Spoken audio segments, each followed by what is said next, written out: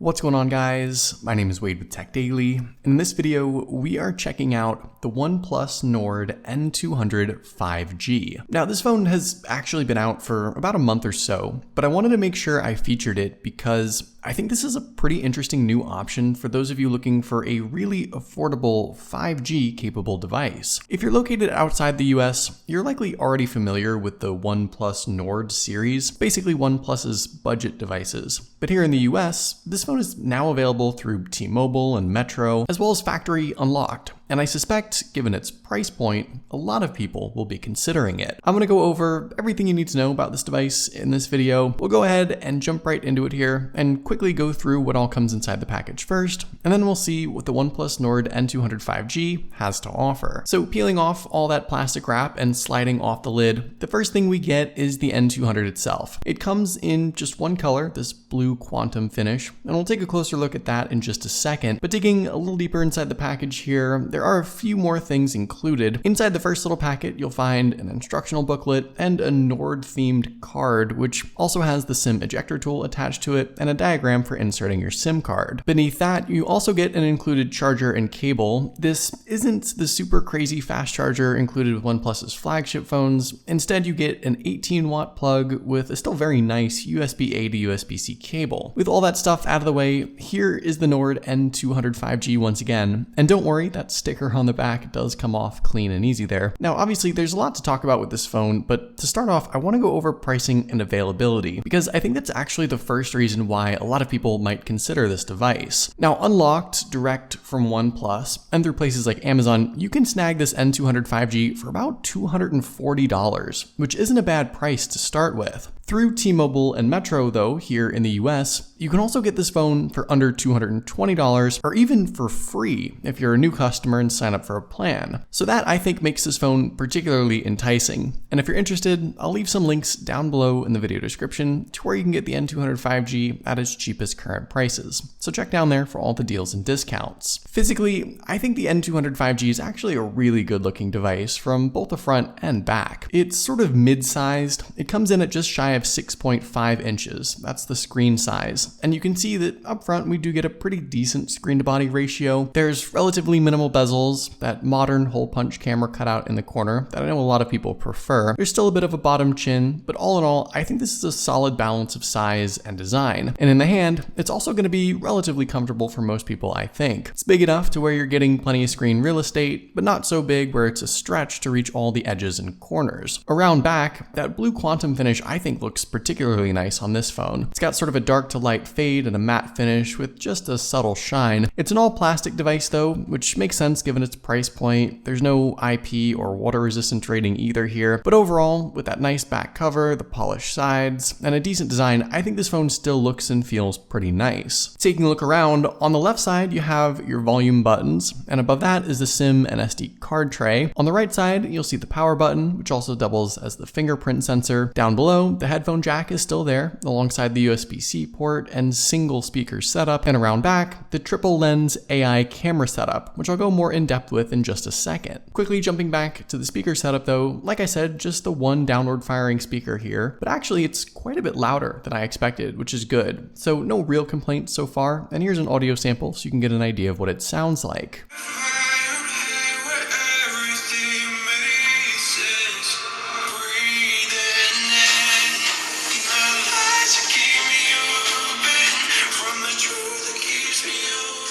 With the fingerprint sensor, I really like the placement. I think having the power button sensor setup is convenient, and the unlocking speed is fast enough, though it's not necessarily the quickest I've tested. Still, it's just nice to have it regardless. In addition to the fingerprint sensor, this phone also has face unlock, and this is actually really fast. You don't even see the lock screen, basically. It just jumps right into the home screen. But for as fast as it is, it's also not necessarily the most secure face unlock setup, so you might sacrifice some security for a little bit more speed, but all in in all, getting into this phone is both fairly fast and very convenient. Now, in addition to the 5G support, obviously, there are a couple other things that I think make the N200 stand out from the crowd, and one of which is the display. The 6.49-inch screen is an IPS LCD panel coming in at a resolution of 2400 by 1080, which at this size means you're cramming in some 405 pixels per inch. And I wouldn't normally praise a 1080 resolution LCD display, but I know some similar $250 devices, like Samsung's A32 5G, for example, offer 720 resolution displays. So this phone is at least ahead of that one to start. And overall, the general viewing experience here is pretty decent. It's obviously sharp enough. I think especially at this size, it's plenty colorful, maybe not as bright as it could be, but that's a minor complaint. And if you don't like the default display color profile, you can of course make some adjustments in settings. One other thing you'll find, this N200 5G's display is also a 90 Hz high refresh rate panel. And this is really the standout feature for the display. You guys know that a high refresh rate display makes the phone feel quick and snappy, ultra responsive, and it wasn't that long ago that this kind of add-on was reserved for $1,000 flagship phones. Now we're seeing it on a device like this, which is under $250, and even offered for free through some carriers. So it's a great deal, I think, and something a lot of people will appreciate. Nowadays, high refresh rate is something I know I can't live without, and getting it on a phone at this price is a great deal. All in all, the display I think on this phone is one of the standout features. Inside, the N200 5G I think consists of sort of a mixed bag of specs that, depending on your smartphone usage, might be the only real point of contention with this phone. On the one hand, you get a really good sized 5000 milliamp battery inside. It's a bit bigger than average, and I think if longevity is something you're concerned about, this might very well be a day-and-a-half long smartphone if you're not a heavy user. So that's nice to see. OnePlus definitely crammed in a good sized battery to power the phone, and the 18-watt charger will still juice up this device plenty quick too. There's no wireless charging here, but I can look past that. The rest of the power features are more than good enough. Inside, this phone is also powered by the Snapdragon 480 5G chipset, 4 gigs of RAM, and 64 gigs of storage. And with this, it's a one-size-fits-all sort of deal. You can't get any higher configuration, you can't spec this phone up anymore beyond throwing in an SD card, which I think you'll definitely want to do. But I know some people maybe wished this phone was a little more powerful. Here are the Geekbench scores, so you have a numeric value to sort of compare. But in general, I think this phone still feels quick enough out of the box at least, though it has tripped up a little bit already, which I'll talk about in a second. It does ship with Android 11 and OnePlus's own Oxygen OS 11 add-ons. I've personally always felt that OnePlus does a fantastic job on the software side of things with speed and optimization, as well as offering useful little tweaks and add-ons. So the basics are all here, and fans of OnePlus in general get exactly what you'd expect. But like I said, the downside is that from time to time, I can feel already that this phone gets tripped up a little bit, even on some of the simple stuff. It is still very much a budget device after all, but with the performance and specs, there was probably a little more that could have been done with this phone. I'm definitely going to push it a lot harder in my full review, and I'm curious as to how it holds up, but I think if there were but one sort of slight concern with the N200 5G, it would simply be that capability-wise, it's maybe a little underpowered compared to what it could have been. Now, around back with that special triple lens AI camera, the main lens here is a 13 megapixel f2.2 aperture shooter. There's also a 2 megapixel macro lens for up-close photography, and a 2 megapixel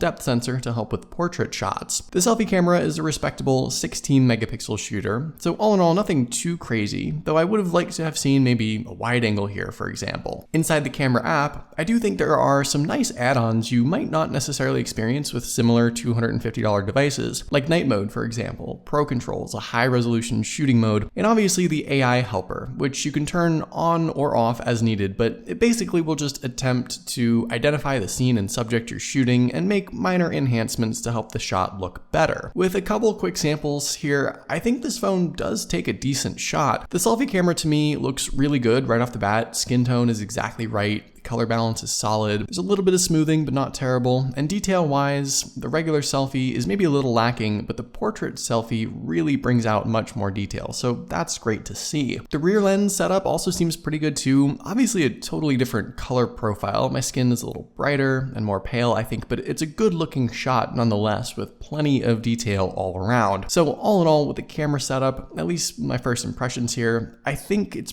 pretty good, and I look forward to putting it to the test for my full review. So with the OnePlus Nord N200 5G, I do think this phone has a lot to offer. It's a great looking device, obviously. The display with the high refresh rate is really solid. It's got a big battery inside, seemingly a decent camera setup too. It might be lacking on the performance side of things, but I think if you can keep your expectations in check for $250, and especially if you can snag this thing for free, there's still a lot to like. But what do you guys think about this phone? Is the N200 5G something you're considering right now? Let me know in the comments down below. I'd love to know your thoughts, of course. Hopefully you guys did enjoy this video though. Be sure to follow TechDaily on Twitter and subscribe to the TechDaily YouTube channel if you haven't already, and I'll see you guys later.